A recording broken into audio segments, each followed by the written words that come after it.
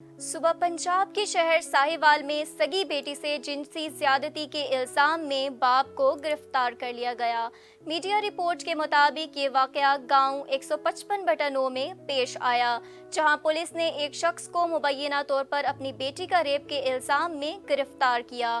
مشتبہ ملزم ایک دہاڑی دار مزدور ہے جس کے 3 بیٹے اور 3 بیٹیاں ہیں، جس نے متاثرہ اپنی سگی بیٹی کو ایک کمرے میں اکیلی دیکھ کر اسے مبینہ طور پر جنسی زیادتی کا نشانہ بنا دیا، جبکہ گھر کے دیگر افراد برآمدے میں سو رہے تھے۔ پولیس نے متاثرہ لڑکی کے بھائی کی شکایت پر تعزیرات پاکستان کی دفعہ 376 کے تحت مقدمہ درج کر لیا۔ بتایا گیا ہے کہ پولیس کو 15 پر شکایت گزار کی جانب سے کال موصول ہوئی کہ اس کا والد اس کی 15 سالہ بہن کا ریپ کر کے فرار ہو گیا۔ لڑکی کے رشتے کے معاملے پر باپ اور بیٹوں کے درمیان تنازع تھا۔ لڑکی کا والد اپنی ایک بیٹی کی شادی اپنے بھتیجے سے کرنا چاہتا تھا، جبکہ بیٹے کہیں اور رشتے کے لیے اصرار کر رہے تھے۔ پولیس کے مطابق ابتدائی طبی رپورٹ میں لڑکی کا ریپ ہونے کی تصدیق ہو گئی ہے، تاہم پولیس ڈی این اے رپورٹ کا انتظار کر رہی ہے۔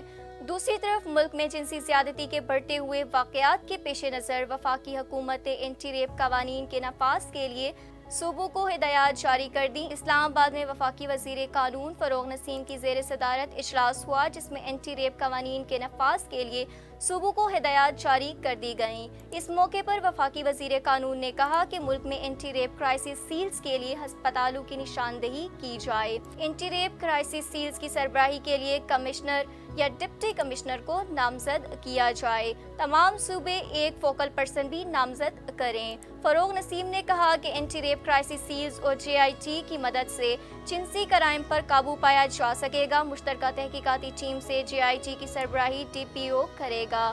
صوبے مشترکہ تحقیقاتی ٹیمیں بنانے پر بھی کام شروع کریں۔ JIT میں خاتون پولیس افسر بھی شامل ہوں گی۔ معاملے پر کسی بھی صوبے کی غفلت برداشت نہیں کی جائے گی۔